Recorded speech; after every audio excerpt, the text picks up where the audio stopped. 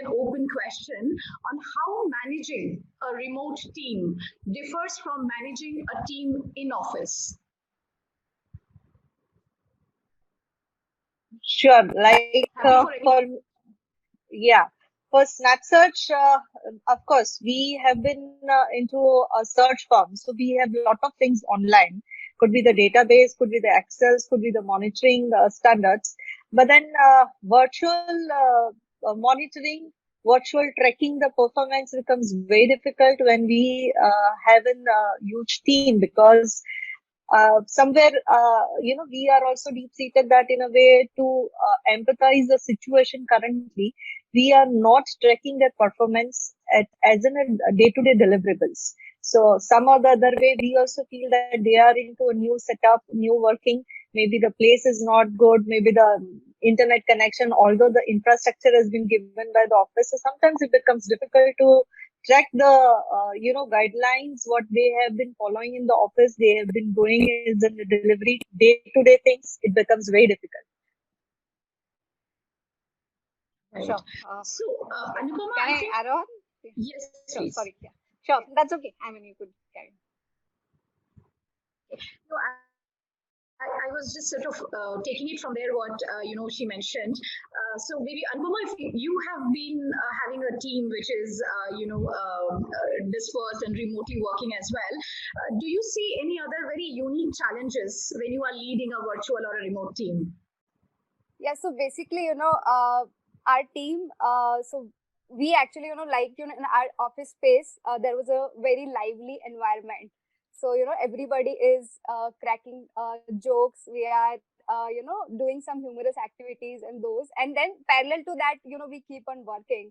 So the challenge that we face is, to create the same environment and the same energy so that, the team feel connected with each other, bonded with each other, and we just don't remember the faces but also remember how those people are, what are they, who they are basically. So that is the one challenge that we face. But I think we can also talk about that, like, I had, so what we did was, when we started this, we had a lot of dilemma in our minds that, how will it happen? Because we had never done this before, the remote working thing. So, like, how will we monitor people, whether they will spend time on the assigned task or not? So, there were a lot of trust issues which we had. And so, me and my founders, we were having debate, like, what kind of environment we should actually, create in the remote working hours. So, there were ideas like, we should install softwares in their laptops where they can, and people can actually track down their work, how much time they have spent on particular website and those. And then there was ideas like, that no, we should actually, trust our team, we should not do those kind of activities. So in the end, out of a lot of debate and discussions, like, we ended up deciding that, we should trust our teams on their, integrity and like the task that is assigned to them. And so far it has been, that one decision that we took, we have, received the rewards for it. So our team has actually, doing very good when working remotely. Great. Yes, Nivedita, over to you. You were saying. All right. So I will bring in a different perspective to the table, which is more like from a psychological perspective. So, as we all know that we all have certain different learning styles. People learn by audio, visual, kinesthetic. Similarly, our people also, they are more comfortable with certain communication styles.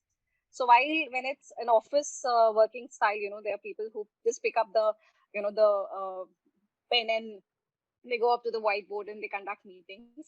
While when you actually look into the remote working, we are kind of quite glued to the screen.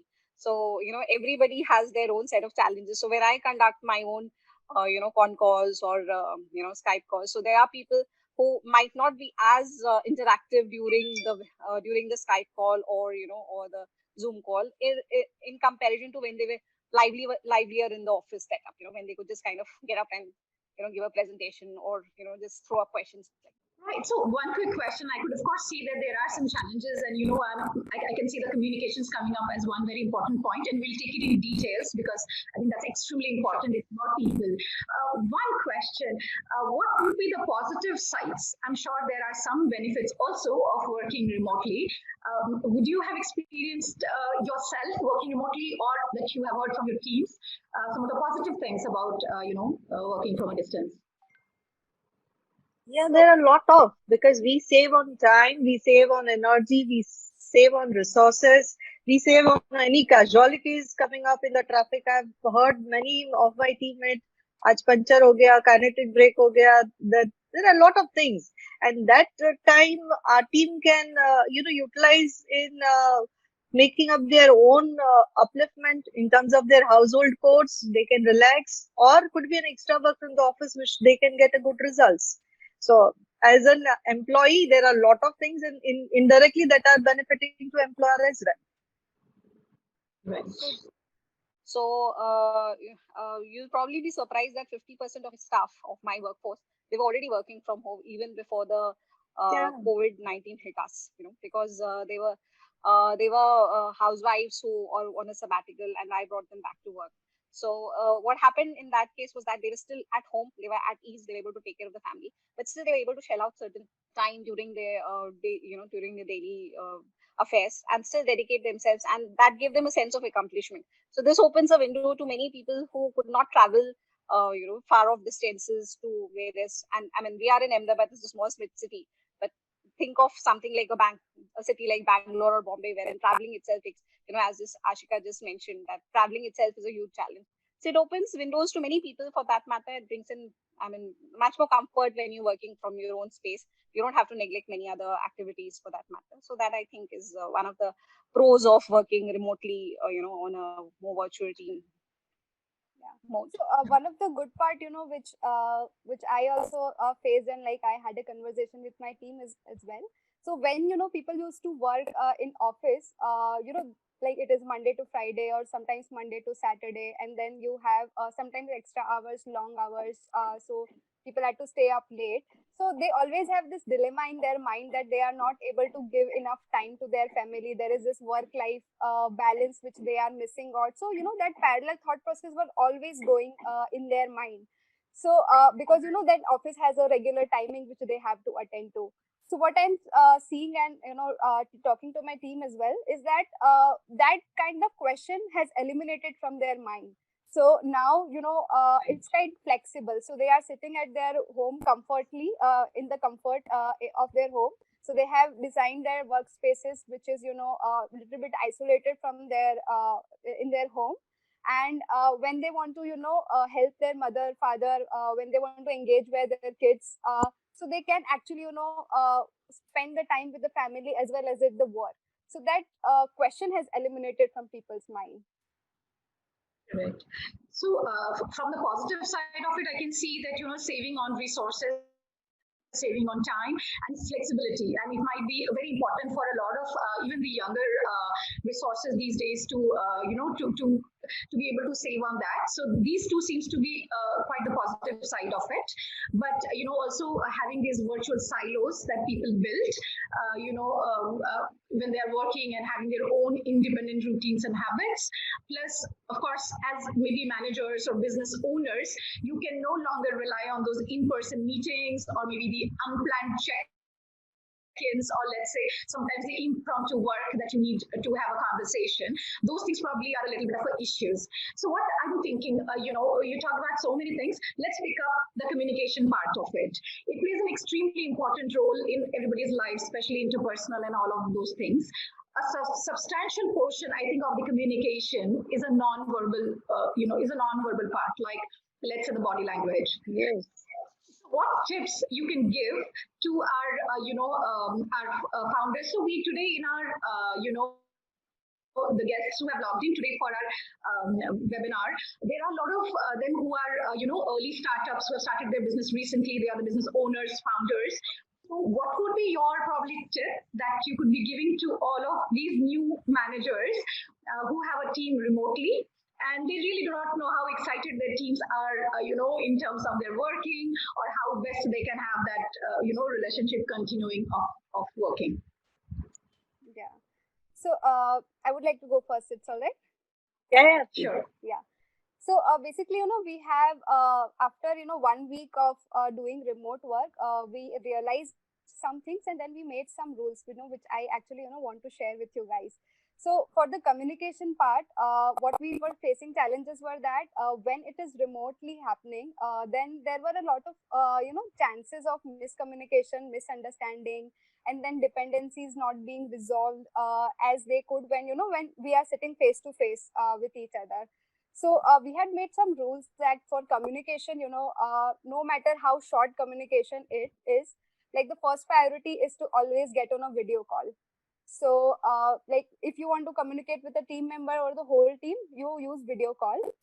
If for some reason video call is not possible, then actually go for a audio call. So just call that person and get it done. And then the third is key, if you don't want to be intrusive and it is less important, then you can just send a chat message or you can do that in chat, but avoid emails like anything, like for internal communication or any communication. Even if you're talking to a client, avoid emails. So because email has this habit of misinterpret it is good for creating a log, but like people generally don't there is a more chances of misunderstanding of some statements. So that was one of the thing. Then we set up some regular meetings, so which is like we have our daily stand-ups in morning and sometimes in evening as well. So what we have done is like we have divided our team in small teams, and based on their mutual agreement and the team leaders call, they decide whether they want to held the stand-up meeting twice a day or once in a day. But it is like a religious purpose, like they have to be followed religiously. So if you have set it like I want to do the stand up at 11, then everybody comes in at 11. And for rest of the day, we have actually made it little bit flexible. So because people are staying with their family and they have different needs, so flexible in terms of like wherever you are working from, whenever you are working, we don't actually look into that. We just look into that you have to attend the stand up meeting, and the goals which are set, those are to be met. Like if you are putting 2 hours, 4 hours, 7 hours, up to you, but the goal has to be met and they are measured in the those meetings. So that is one thing that we have done. The third thing is that we use some tools where we can have group chats possible.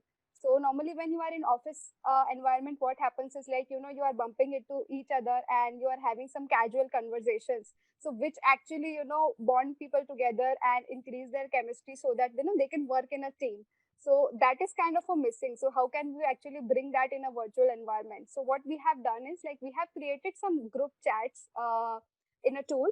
So so in tools, what that happens is like that is for random conversation. So one is for random conversation. If just I found something and I want to start a conversation, I can write in there, and people who are interested can reply that.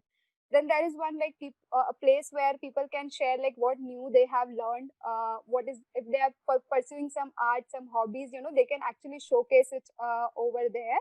So that kind of spaces we have created so that people don't miss on that part of that mini conversation between two people, and knowing like what is going on in someone else's life. So that is one. And the fourth is that like in what I faced was like smaller teams are having their regular interaction, but when it's come about the whole companies, like for example in our company we have 40 people, but it's I work with, or somebody work with 10 people, then how to make that connection that we are a big team, we are not we are, all of us are in this together, we are not alone. So that kind of bondage, what we do is that in our company there are 2-3 peoples that we have created, like that's a group, and what they do is like they organize these games or this kind of activity where everyone in the company comes on a Zoom call. And for example, in last week we had a Pictionary. So in Zoom, people were drawing that whiteboard, like they were drawing some sketches, and then everybody was, guessing what it is. So that kind of activities, also we are focusing on, so that people don't miss that charm of being in office and, being working in a big team. So these were some of the points. No, thank you, Anupam. I think quite a few important points. So, I can see that, these small casual talks that we used to have, in our office premises, or probably in the chai ki kitli, where different teams will come together, or people working on different things will come together and have the chat. So here also virtually you are trying to see that, people or employees who are into different roles and work are also coming together and doing the work. Nivedita and Ashika, is there anything you have been doing differently and that's helping to continue with this effective communication even in the remote scenario? See, for us, looking up in a different perspective is basically when they are working from home, their family has to be very supportive in case there are many of the people, they have no space much as in a dedicated desk table where they'll be taking up client calls, talking to candidates, and that comfy atmosphere at home. So what we do is we generally keep on engaging their family members also through WhatsApp or some Zoom calls, that how they are doing, what they are talking about. So that is something which they feel as in a family, that it is a official team, but it comes as in a family second kind of thing. So that is how that is one thing which we have helped in this season of lockout. Sure. All right. Sure. So maybe just one more point to make is that, while a lot of people would be spending a lot of time on screen, so it's important that every meeting that's what we have been doing, that every meeting that we conduct, we have a starting time and an ending time as well, so that people know this meeting starts this time, Yeah. and the discussion doesn't go haywire, wherein we make sure that the meeting has a specific agenda as well, and there are certain deliverables of the meeting as well. So that's very important, wherein people know that, okay, that the Zoom call is probably to be between 11 and 12 o'clock, so they know that they have to split the rest into various activities that where they're accountable for. So that's something wherein the agenda fixing is very important, and something that we make sure in terms of evaluating meetings and during the meetings as well is feedback. So wherein the bigger goals are cut into smaller goals as well, smaller objectives, and feedback keeps them on the go. Right. No, absolutely makes sense. And I think these are some of the new ways of working, which I guess most of us will have to sort of adapt. So before we go to a couple of questions that has come around these, a quick open question to all of you. Can you recommend or suggest some of the tools or maybe technology that can really come handy? Like, for example, Zoom, I know everyone's using around, which can really be helpful for doing all these different kind of communications.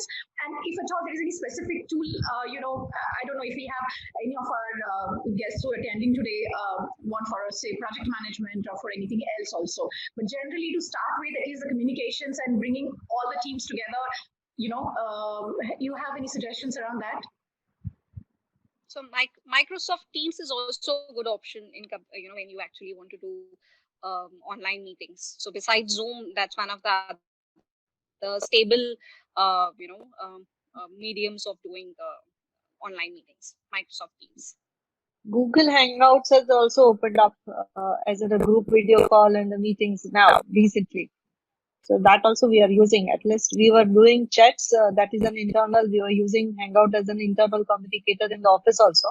So in office we were used to have this internal communicator itself. So we were adjusted to that. Only the virtual challenges that face to face, influencing the decision of a team becomes a challenge in virtual environment.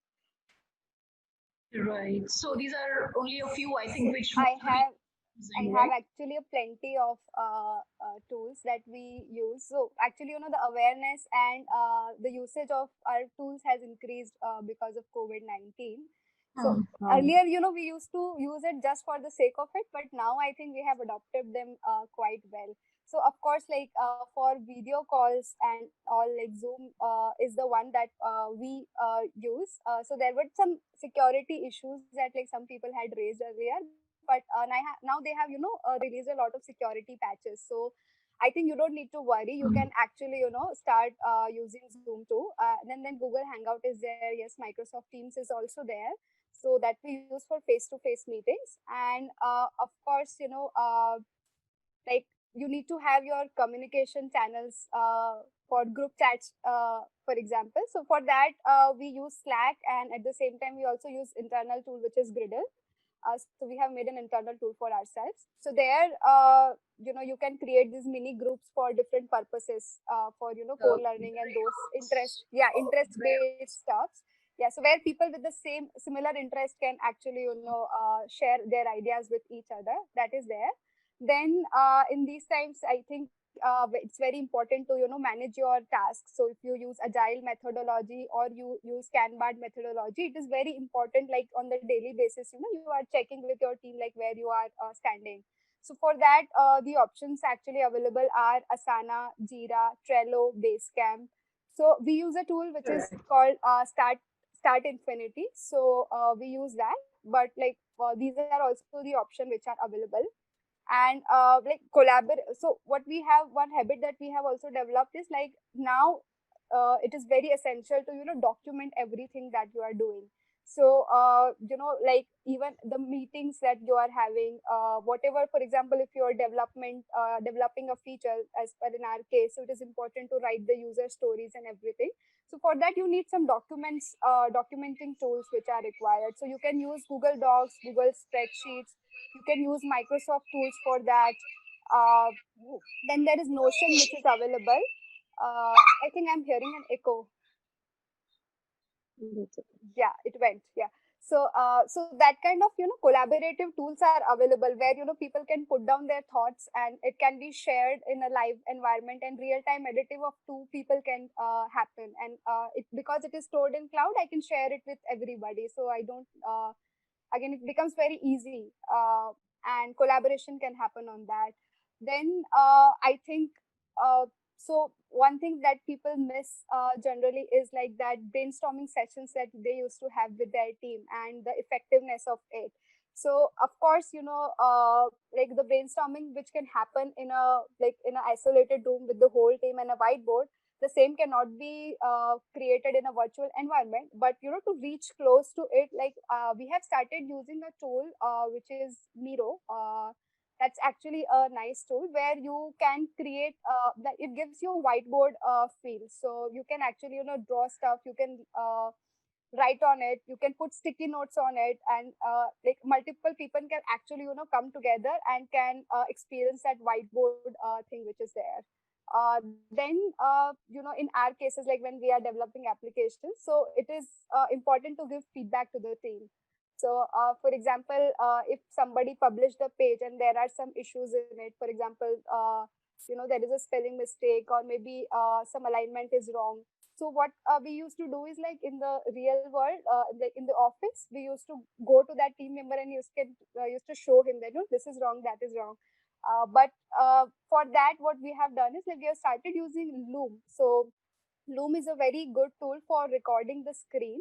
So what it's just a Chrome extension that you install in your laptop, and it just works like very easily. You just start record, and then you speak, you tell, and then you can actually annotate on your real screen that, for example, change this, change that, and the whole video is recorded and you share it with your team. So instead of sharing feedback in text messages or creating images and annotating and writing, what we have found that it is better to create little bit videos using tools like Loom, and you share the feedback with your team. So that's a good experience that we are having with Loom. And then very while you are talking about these tools, I think I probably can bring in another question which some of our attendees would also be interested in knowing. So managing performance of the team, or managing the productivity, or the different activities that each employee is required to do, or for example delegating the work. So how do you see that is changing? Of course, like you were mentioning about some of the tools which is going to make these jobs a little probably more structured. But how do you see managing these things while working in a virtual environment?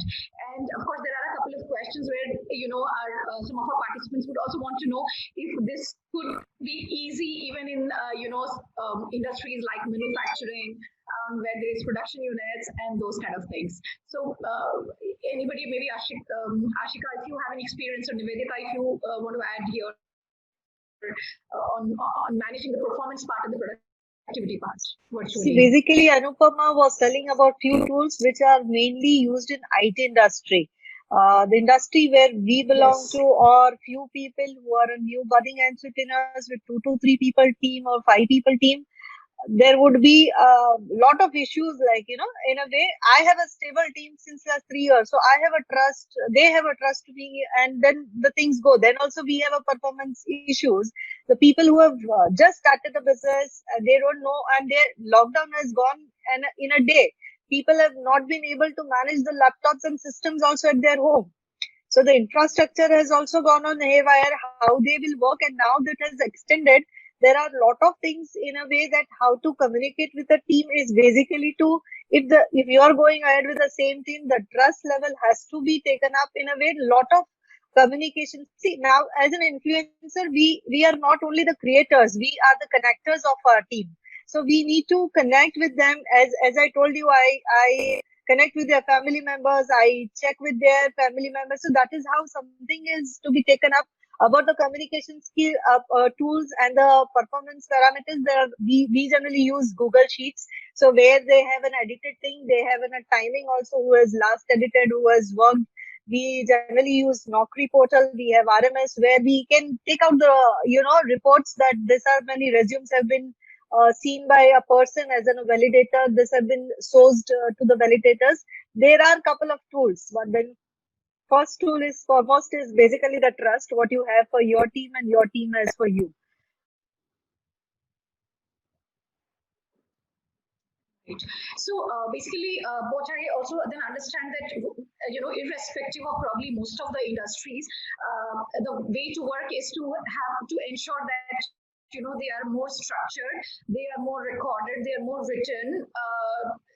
So that all the teams are on the same page, and even if virtually people are from different locations, they still have probably access to the same information at the same place, whether it's cloud or whichever way. And like you rightly said, probably Anupama talked about some of the things which are more probably towards the IT industry. But of course, when we have startups, it would be, across sectors, healthcare, production, even manufacturing, and can be, different ones. Nivedita, any, thoughts that you have around that? The business owners can ensure that the productivity and the performance of the teams and the business can continue to remain same even when they are working from home. And what is it that we need to do differently or additionally to ensure this happens? Right. So one thing that's clearly very important is that the KRAs and KPIs have to be restructured. So what KRAs and KPIs and objectives that were set in January may not be applicable in the current times. So maybe we might probably be giving them quarterly targets or monthly targets. But what I rather feel is that instead of putting in larger targets, or so they have to be clearly broken down into smaller segments. So this apparently what will happen is that once it's like achieving smaller goals. So importantly, what happens is that the accountability towards smaller goals also improve. And as we keep facing several challenges now and then, so you can't really be certain of something, that what the objective that I set for this month will be, which will remain stable for the next few weeks, right? So it's important to keep them a little more shorter, put them into smaller goals so that they're much more achievable. So this eventually would also motivate the employees, the staff, wherein yes, and obviously accomplishing them would be much more easier for them. Right. So probably the focus is not probably on somebody working probably for that 8 hours or 10 hours, but the focus ideally should be in the output of it, right? What is required to Right. be done, that needs to be done time that is required. And I think that every team member will have to ensure that they are all following their timelines, and the work that or the output that they need to create by the end of the time that has been specified or agreed as a team, right? So that everybody is able to work together without meeting No, probably not regular basis, probably not. In fact, Sure. I have somebody who has been asking that in the future, would you like to work from home or you would like to go to office? I think it's not much of a choice now that we have. Probably looks like the new norm is many people are finding the advantage of working remotely. But I think there are a lot of industries where it can be a little more hard to adapt compared So to it any will others. also have to depend on the function. Yeah. It will also have to depend on the function for that matter. Function, right? Did you say function? Sorry, because I lost. Yeah, Hello? the function, yeah, the function. For example, production functions can never work from Hello? home for that matter. So it will depend, or let's say client interaction. There'll be some element of moving out of home. So you can't do business development sitting from home all the time. So it will entirely depend on what function you are. So there's not much of a choice, as you actually said.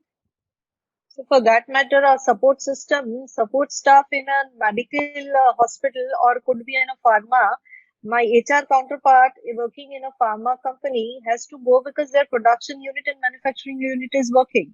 So if she has a 4-year kid, her business is going, 7 days a week. At least she is expected to go to office for 3 days a week. Right.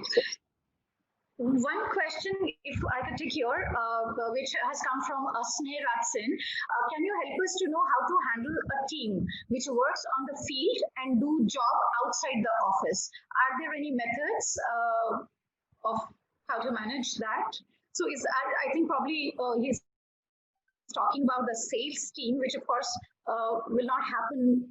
Probably, is there a way that we could change the way of sales happening, or probably that's what his question is. I don't know. I mean, I didn't get into the Sales question. is, I think, totally on field Assuming it is thing, which has sales, because affected, we work on field yeah, which and has do the. affected, Sorry, yeah, go on. yeah. So sales is something which is like totally on field and which has affected a lot of companies like badly.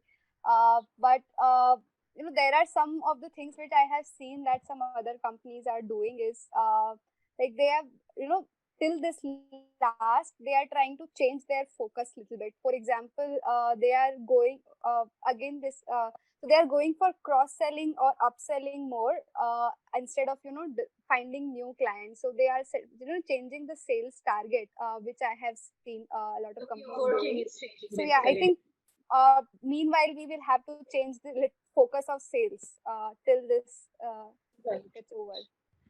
So, one question, Nivedita, I think when at work, this is one of our attendees asking, when at work, the employee needs to multitask between home and work, probably, when they are at home. So do you think this can lead to distraction, which in turn leads to maybe lesser productivity? Does it happen? Have you seen that? Yeah, definitely. And I think we all have to stick together before we actually meet this turbulent times. So eventually, irrespective of what level you are, I think everybody has to be, empathetical because at this time it's very. It would be probably impractical to expect 100% efficiency during this time. So I think being empathetical is important here. And given the situation, I think so. Obviously, if you're heading a small team of, let's say, of 10 people, there's a lot of personal touch that you would have with each of your employees, right? So you would know what their home circumstances are. So it makes more sense to Right. give them objectives wherein, yes, you've given them a task and obviously efficiency. So they might not be probably be available for, let's say, between 10 and 11, but they might be available from a time which is, let's say, 7 p.m. to 8 p.m. So there's a lot of harmony that will be important and a lot of empathy that will be important from the leader's perspective. Right. So further, the question extends to how does the absence of dedicated working space in homes affect the work? I think this we already talked where it is actually we are saying that it is important that they create a space for themselves which they can consider as a dedicated for their work. Now that's how they have to work regularly, right? On the other side, so we have another on the other side. What do you think are the challenges faced by the employees during work? Okay, I think that we discussed about it. And how do you really monitor the employees? So this, of course, we mentioned that ideally it shouldn't really be the system of trying to monitor or micromanage your teams, but properly giving them the targets and giving them the objectives that they need to achieve within the timelines is, I think, is how it works much better, right? Okay, there's one question from Pranav. How would you manage the delay if it comes due to remote working of the employees?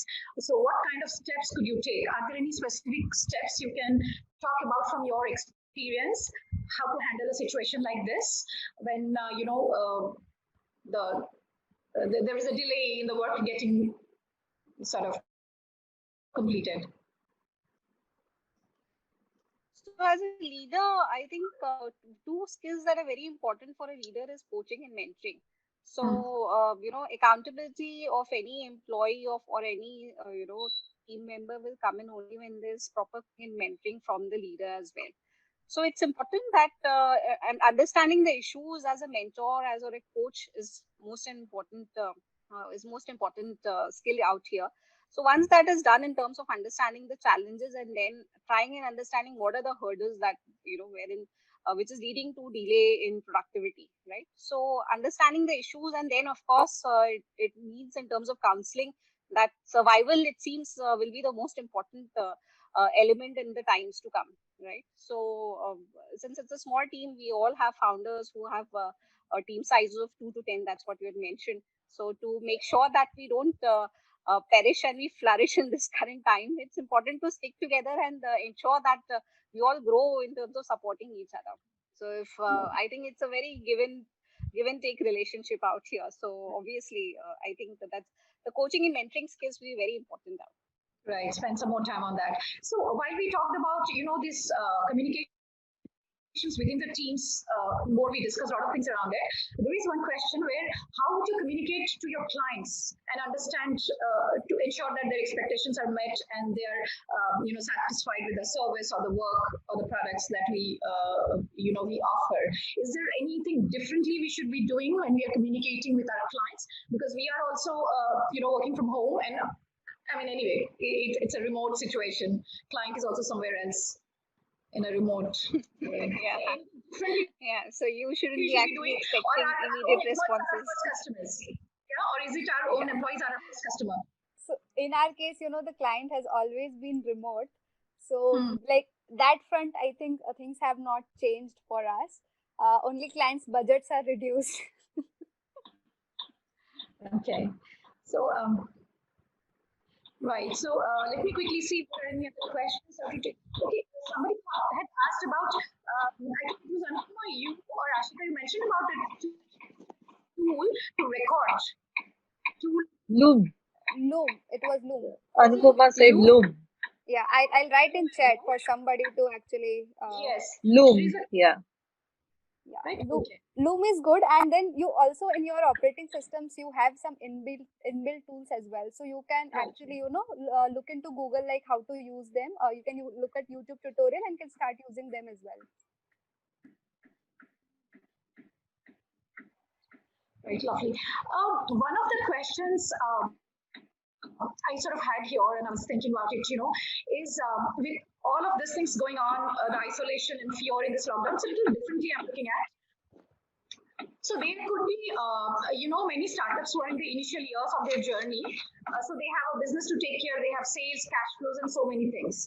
So with the revenues in some cases also declining, what are the options a founder or a business owner has if he or she is not able to afford the team anymore? I mean, unfortunately, these kind of situations are also happening. So do they reduce the size of the team? Should they probably be reducing the salaries, defer them, maybe a part of that salary, or is there anything else that they can do? I mean, do they have any options? And if at all there are options, are there any repercussions on legally, of course, besides moral and, sort of a thought will always be there. What are your thoughts? Either you have seen it or you heard about these.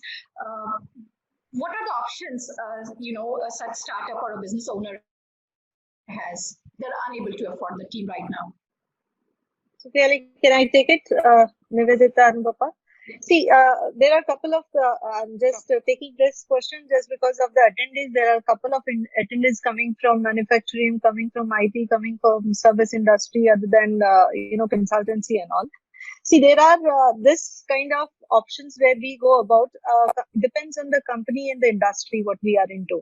So if it is a service industry where 70% of your cost goes to manpower cost, you don't have any other choice other than downsizing or giving them a cut as in a seniority wise. Could be senior leadership can take a voluntary cut, and that can be compensated with a decent incentive later on when the company performs. Second thing, when you are into a product and a manufacturing company, your production is already running on a 50% of the capacity. Your variable costs are also there, and your fixed investment costs are also there. So there is nothing which you will be able to take out as an ROI from this sector of 6 months. So there are a couple of options where they have downsized the team. Literally, I mean, it is a whole cascadely. It has been downsized the team. Another sector which is there as in as a service team, but then as a company has a vintage, company has a stable team. They're into the industry since last 15-20 years, been into the profitable setup.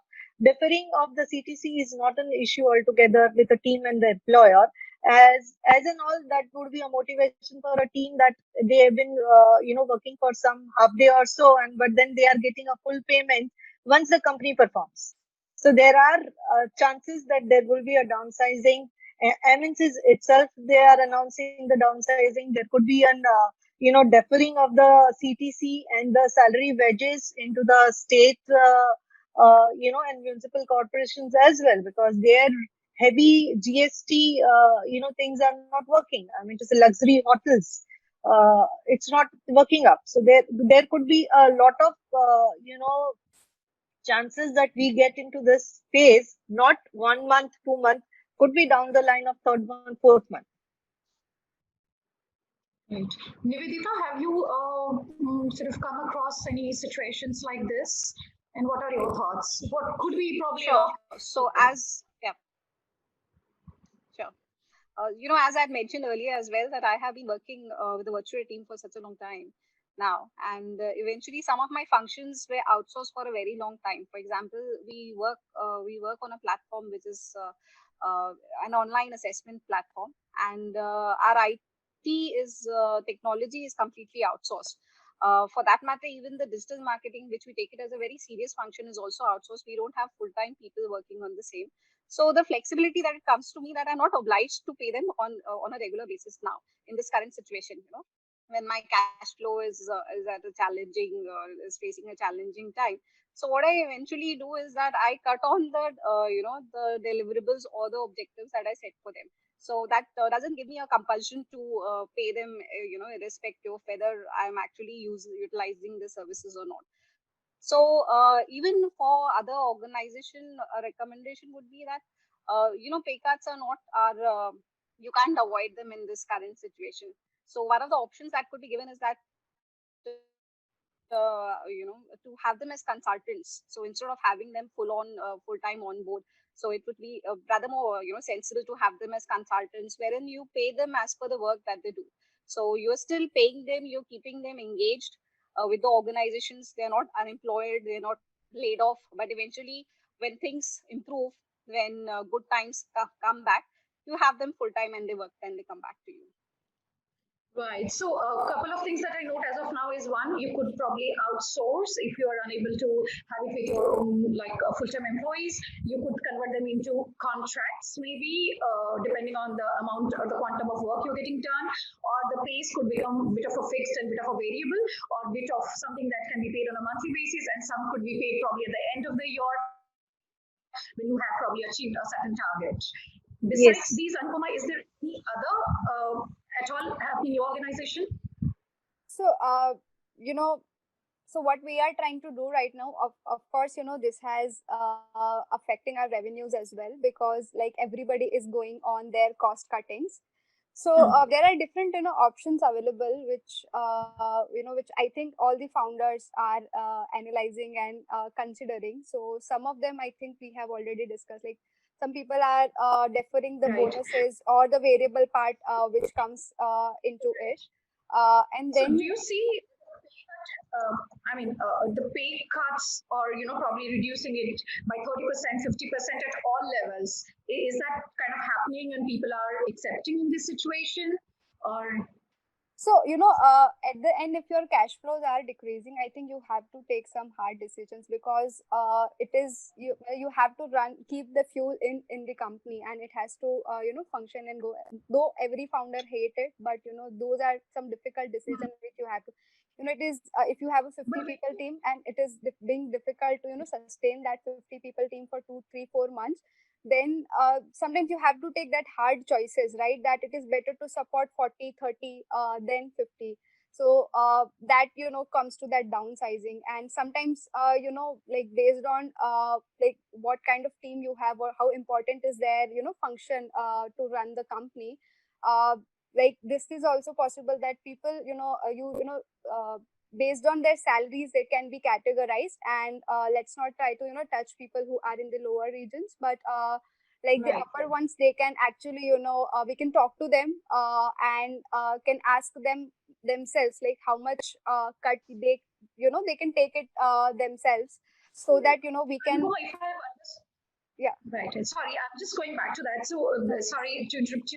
So, one, I of course understood like what Ashika and Nivedita also mentioned, because I'm just trying to take the other questions also that we have.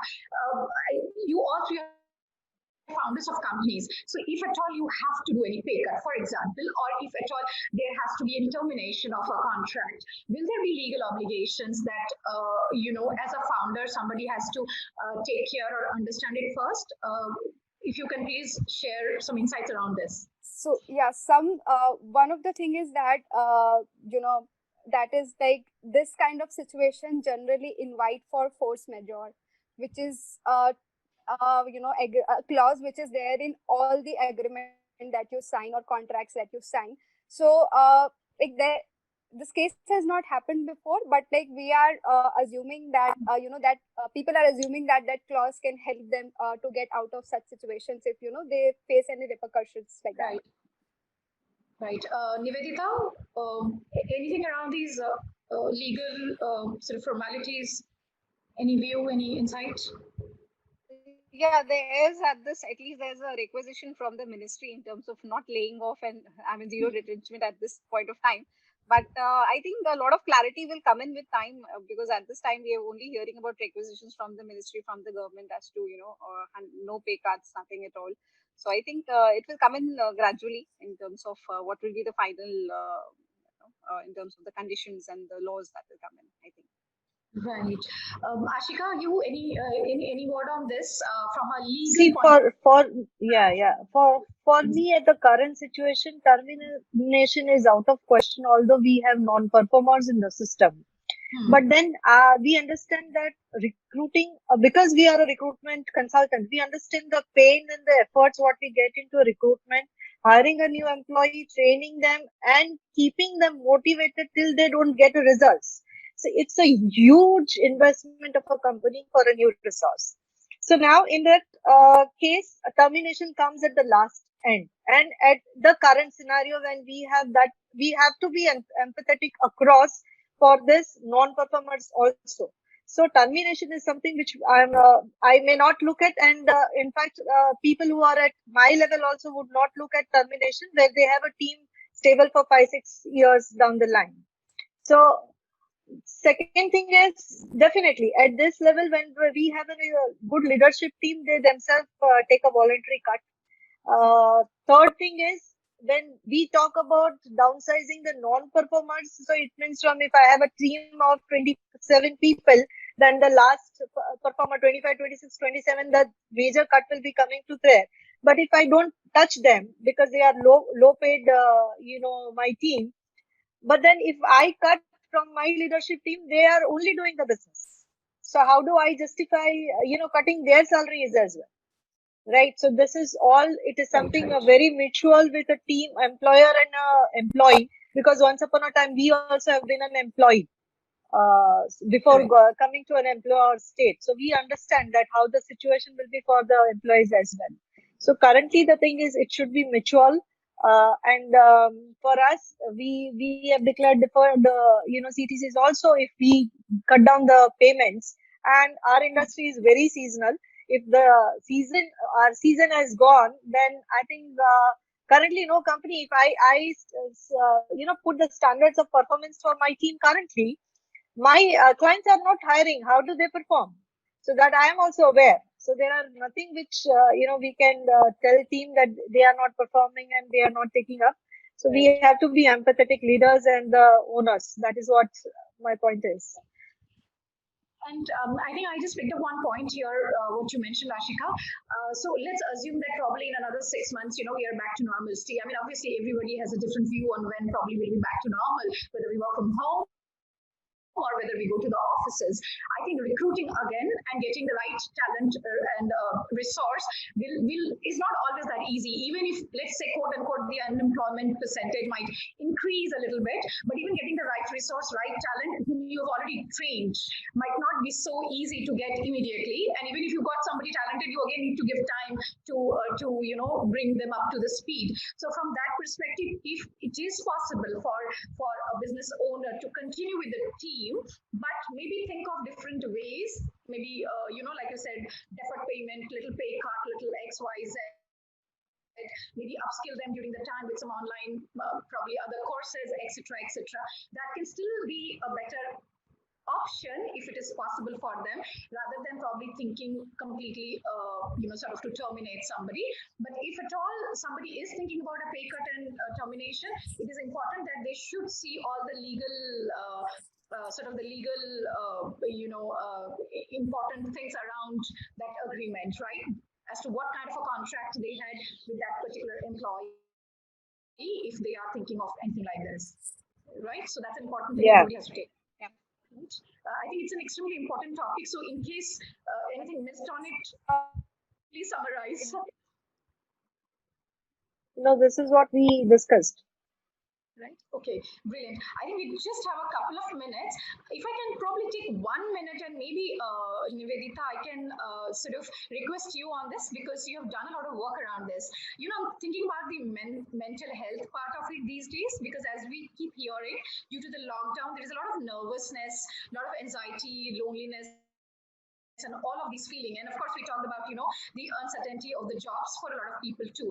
Is there any thought that you can share with us as to how a business, whether it's a founder or whether it's their teams, they can deal with this sort of a difficult situation sort of that's impacting our mental health as well a little better?